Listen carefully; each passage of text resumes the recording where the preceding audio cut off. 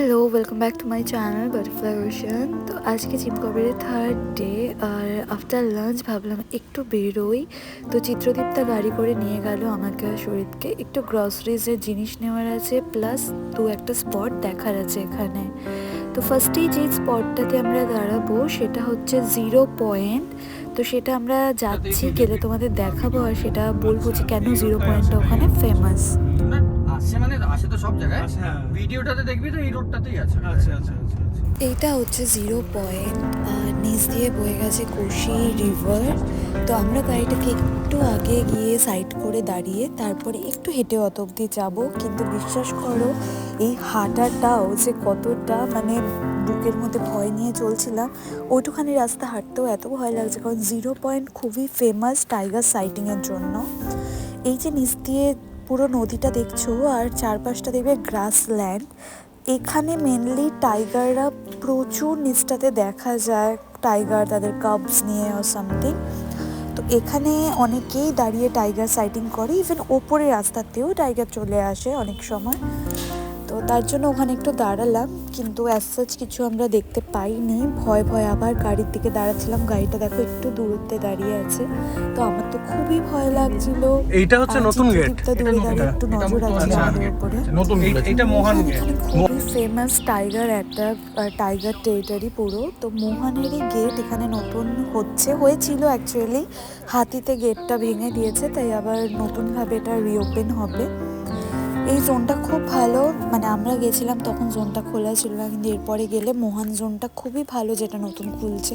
কারণ মোহনে প্রচণ্ড চান্সেস থাকে টাইগার সাইটিংয়ের, কারণ এখানে মোস্ট অফ দ্য অ্যাটাক হয়েছিল। আর এই জায়গাটা তোমাদের একটা স্টোরি বলি। এই যে দেখছো, এটা হচ্ছে মোহন গেট। এই যে গেটটা, এটা গেট, আর দুপাশে মোহন চৌকি। এখন আমরা পাশ দিয়ে একটা রাস্তাটা দিয়ে গ্রামের মধ্যে দিয়ে যাচ্ছি, কোশি রিভারের পাশে। আর মোহন গেটের ওখানে কিন্তু মানে মোহনে এই 2022-এ একটা খুব বাজে টাইগার অ্যাটাক হয়েছিল। দুটো বাইকার ছিল, মানে পেছনে একজন বাইকে বসেছিল, সামনে একজন বন্ধু ছিল। পেছনে ছেলেটাকে বাঘে পুরো খেয়ে নিয়েছিল, ওর শুধু হাতটা পাওয়া গেছিলো। আফসারুল নাম ওর, ইউটিউবে তোমরা সার্চ করলে পেয়ে যাবে ওই ব্যাপারটা। এই কোশি রিভারটা এত সুন্দরভাবে বয়ে গেছে, আর এটার পাড়গুলো পুরো নুড়ি পাথরে ভরা। আমরা এই সাইডটা হচ্ছে মোহন, আর অপোজিট যে সাইডটা রয়েছে সেটা হচ্ছে চুকুম ভিলেজ। তো ওই গ্রামটার নাম হচ্ছে চুকুম, আর ওইটার মাঝামাঝি একটা পুল রয়েছে এক পাশ থেকে ও পাশে যাওয়ার জন্য। এই চুকুম ভিলাতেও প্রচুরই টাইগার অ্যাটাক হয়, কারণ ওখানটা পুরো গ্রাসল্যান্ড তোমরা দেখতে পাচ্ছ। আর এই নদীটা হচ্ছে বাঘেদের মানে জল খাওয়ার জায়গা বলতে পারো। যে কোনো ওয়াটার বডিগুলোতেই জঙ্গলে বাঘেদের দেখা যায় জল খেতে আসতে। আর চুকুম ভিলেজের ওখানটাতে কয়েক বছর আগেই একটা অ্যাটাক হয়েছিল। একটা বয়স্ক লোক বাইরে টয়লেটের জন্য যায়, যেহেতু ওখানে ওরকম পাকা বাথরুম অতটা নেই। গ্রামে অনেক গ্রাম আছে এখানে যেখানে ইলেকট্রিসিটিও নেই এখনো অবধি, খুবই ওদের কষ্ট করে জীবনযাপন করে। তো সকালবেলা বাথরুমের জন্য যায় বাইরে, আর বাঘ পুরো খেয়ে নেয়। তো এরকম অ্যাটাকস প্রচুর হয় জিম করবেটে, কারণ জিম করবেট জঙ্গলটা পুরোটাই ওদের কোনো মানে চিড়িয়াখানার মতো এরকম নেই যে ওই এরিয়াটাতেই ওরা থাকে। মানুষও রয়েছে, বাঘও রয়েছে। প্রত্যেকটা মুহূর্ত জীবনে আতঙ্ক নিয়ে এখানে মানুষজন চলাফেরা করে, কিন্তু তার সাথে রয়েছে অসম্ভব সৌন্দর্য এই জায়গাটা, যেটা না গেলে ফিল করা যাবে না। আমি বারবারই বলি, প্রচণ্ড একটা থ্রিলিং এক্সপিরিয়েন্স হয়েছে এখানে এসে। আর এই পাথরটা দেখো কি সুন্দর, আমি জাস্ট পাথরটা একটা পাথরই তুললাম, আর সেটা হবে লাভ সাইন। এত সুন্দর পাথরটা, আমার নিয়ে আসা উচিত ছিল, বাট নিয়ে আসতে ভুলে গেছি। আর এখন দেখো বাড়ি ফিরতে ফিরতেই সন্ধে হয়ে গেছে। বলেন বাঘের ভয়ে যেখানে সন্ধে নামে সেখানে ঠিক যেন ওরকমই হলো। একদম মানে 5টা 5:30 নাগাদই ঘুটঘুটে অন্ধকার, যেটুখানি দেখা যাচ্ছে সেটা গাড়ির আলোতে। তাছাড়া একটা লাইট নেই, একটা জোনাকি পোকা নেই ওই জঙ্গলে। প্রচণ্ড অন্ধকার, একটা গা ছমছম একটা ব্যাপার। তো তোমরা গেলে ফিল করতে পারবে। আর ওখানে গেলে তো ডেফিনেটলি 4 হুইলারটা মাস্ট, কারণ বাইকে করে তো তোমরা সন্ধেবেলায় গেল, কারণ বাইকগুলো অনেক জায়গাতে বন্ধও করে দিয়েছে, মানে অ্যালাউ নেই।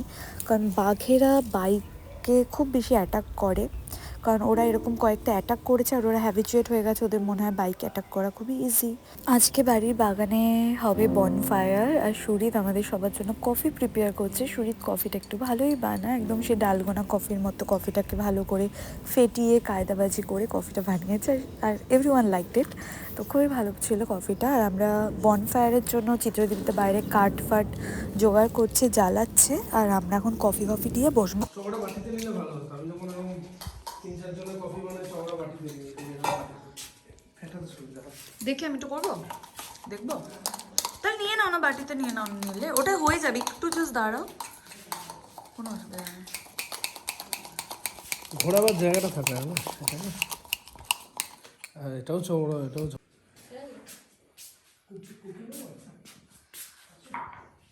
হ্যাঁ নাও নাও, দেখে এটা কুকি খাবে?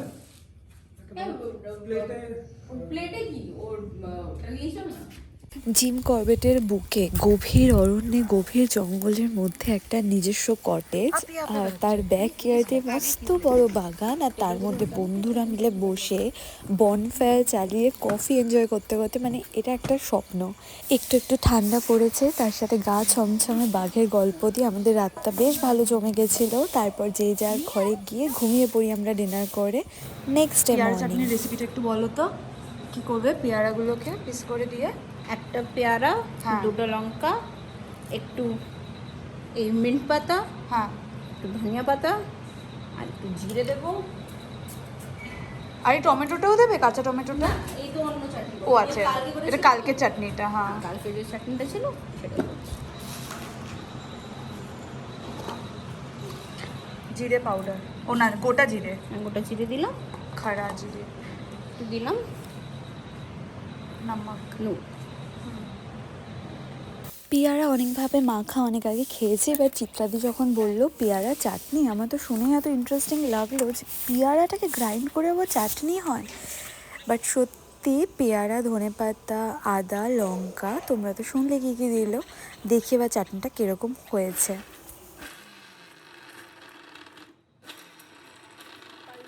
পালস গ্রাইন্ড করতে হয় কারণ পেয়ারাটা একটু হালকা।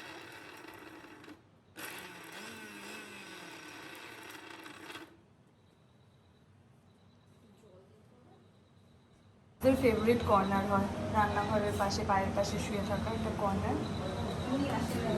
দাম পাচ্ছে আমার রান্না করে মাটার পনির।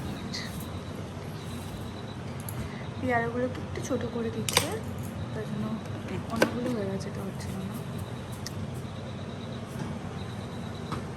দেখতে কোনোদিন খাইনি পেয়ারা চাটনি, আমি ফার্স্ট টাইম খাবো। একটু টেস্ট ডিফারেন্ট হবে, কিন্তু হ্যাঁ ভালো হবে, বুঝতে পারছি। ছোটবেলায় খেতাম। একটা ফোটা দাও, এক ফোটা দাও, টেস্টটা দেখি। আর একটু ছেড়ে দিই। ভালো আছে। লেবু থাকলে হ্যাঁ, একটু একটু মনে হচ্ছে ওই লেবু বা একটু সুইটনেস স্লাইটলি হলে মনে হয় আরো ভালো লাগবে। আরো ভালো লাগবে। হলে ভালো লাগবে। সুইট দিয়েছো একটুখানি? না দেয়নি, চিনিটা দিয়ে ছেড়ে দিই, একটুখানি চিনি দিলে আমার মনে হয় ভালো লাগবে। দিয়ে মিশিয়ে দেবো। But ভালো আছে, অনেক ভালো।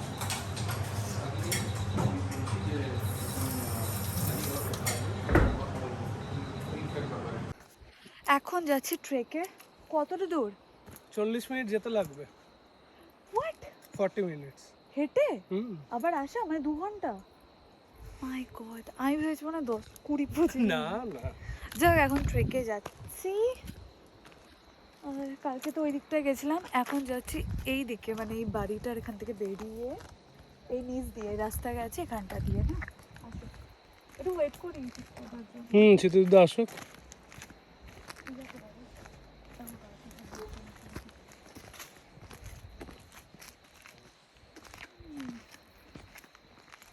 এখান থেকে পিছলে পড়লে গেল।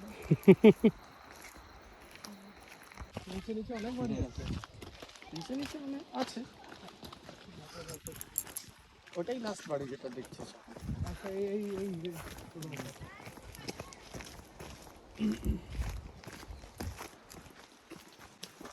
সাইড দিয়ে কিন্তু দেখে যাবে, হ্যাঁ একটু মানে ধ্যান দিয়ে যাবি, বাড়ি হ্যাঁ। দেখতে দেখতে সোজা নিচে না চলে যাচ্ছে। সেটাই। এখানে লেপার্ড মেরেছে গরু আছে? কাকির বাড়িতে থেকেই কুকুর নিয়ে গেছিল এর আগের বছর, গেট ওনার সামনে দিয়ে, গেটের সামনে দিয়ে নিয়ে গেছে, ওনার সামনে। এভাবে তোমার ক্যামেরা पे भी आया था ना একদম একদম। একটা খুব সুন্দর জায়গায় যেতে চলেছি চিত্রদীপটার বাড়ির থেকে, বেশ ঘন্টাখানিক হেঁটে বলতে পারো, হাইক করে আমাদের যেতে হবে। আর যাওয়ার পথটা তো দেখতেই পাচ্ছ কিরকম। এটা তো রাস্তাই নয়, মানে এখানে বর্ষায় নদী বয় অ্যাকচুয়ালি। তাই নিচে দিয়ে জল যাচ্ছে এখন? এই সাবাস, হেবি তো। দেখে দেখে দেখে দেখে দেখে দেখে নামো। জুতো পরলে আমি আরো নামতে পারতাম না, আমার এটাই কমফোর্টেবল লাগছে। এটাই কমফোর্টেবল লাগছে। গ্রিপটা ভালো পাচ্ছি, জুতোতে না বোঝা যায়। হুম। এটা একটা ছোট গ্রাম দেখছি, এখানে বাড়িগুলো। দারুণ জায়গা সিরিয়াসলি, যেটা এখানে থেকে ফিল করছি না সেটা থ্রু ক্যামেরা ভিডিও কেউ ফিল করতে পারবে না। এখানে যেটা ফিল করছি একটা ভালো লাগা আছে, থ্রিলিং ব্যাপার আছে। এটা তো গ্রাম, এই জায়গাটা অতটা আনসেফ না, বাট আমরা যে জঙ্গলটা দিয়ে আসলাম ইট ওয়াজ রিয়েলি স্কেয়ারি। অ্যান্ড আগে হয়তো কোনো নদীর সামনে যাচ্ছি, কোশি নদী আই থিঙ্ক। তো আর একটা এরকম ডান্ডা আমি নিয়ে নিয়েছি, ডাল নিয়ে নিয়েছি। ভালো গাছগুলোর সামনে থেকে এরকম সরিয়ে দিয়ে যেতে পারবো। গাছ সামনে পড়লে সরিয়ে সরিয়ে যাবো এই লাঠিটা দিয়ে। দেখো সবাই, লাঠিটা সামনে পাহাড়ের ভিউটা অপূর্ব সুন্দর লাগছে। আর রোদটা এত সুন্দর পড়েছে।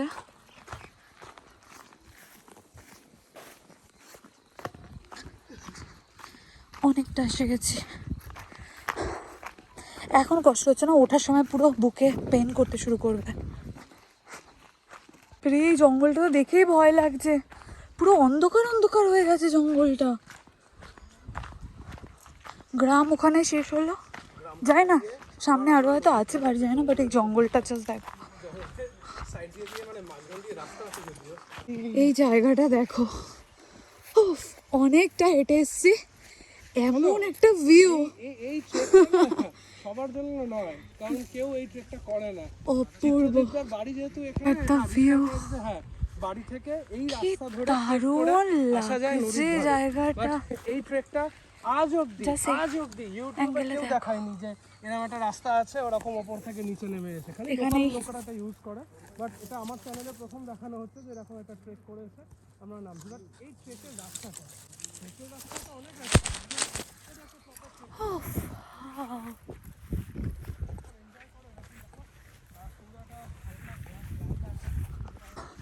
গ্রাসল্যান্ড, দারুণ লাগছে ভিউটা, দারুণ লাগছে। এত হিউজ এই পাহাড়টা লাগছে, আমার মনে হচ্ছে কি যেন সেই গরিলার মতো, কিংকংয়ের মতো হয়তো জেগে উঠবে পাহাড়টা, ঠিক ওরকম লাগছে। নদীটার একদম কাছে এসে গেছে, আর যেন যতই কাছে এলাম মনে হলো না হাইকিংটা একদম সার্থক হয়েছে। এত অপূর্ব জায়গা, জাস্ট বাঘের ভয় তো মিস করা যায় না, কারণ জিম করবেটে এসছি এটা জেনেই যে বাঘ থাকতে পারে যেখানে খুশি, তাহলে ভয় পেয়ে কোনো লাভও নেই, সেটাকে ফেস করতে হবে। এরকম রাস্তা নেই, যাকে বলে রাস্তা তো নেই, এরকম কাটা কি বলবো গাছপালা সরিয়ে একটা রাস্তা নিজেরাই বানিয়ে যাচ্ছি। জাস্ট বিলিভ হচ্ছে না এতটা সুন্দর জায়গায় পৌঁছে গেছি, এই জায়গাটায় বসে আছি, জাস্ট ভাবা যাচ্ছে না, মানে আমার কাছে স্বর্গর থেকে কিছু কম মনে হচ্ছে না জায়গাটা।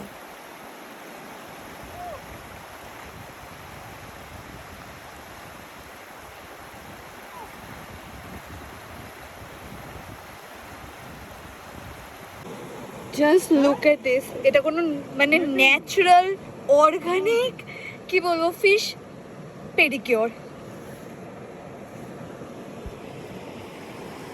জাস্ট সি দিস, ভাবা যায় এটা কোথায় এসেছে। This is so Unreal, this is so Unreal. দেখে মনে হচ্ছে না কোনো ফিশ পেডিকিওর করতে গেছি কোনো ভালো পার্লারে, দেখে কি মনে হচ্ছে কোনো সালুনে গেছি ফিশ পেডিকিওর করাতে, না। জাস্ট দেখো, এই যে এটা হচ্ছে ন্যাচারাল সালন অর সামথিং, যেখানে জাস্ট ভাবো, this is so Unreal, this is so Unreal. আমি কিন্তু এরকম মাছগুলোই কিন্তু যে বড় বড় মল ফলে দেখো ফিশ পেডিকিউরের জন্য ইউজ হয় মনে হয়। আই ডোন্ট থিঙ্ক এই মাছ, মানে আই ডোন্ট নো এই মাছটাই কিনা। এই মাছই ইউজ হয়, এই মাছই না? এক্স্যাক্টলি এই মাছই থাকবে। This is so unreal. সুশুরি লাগছে পায়ে একটু একটু।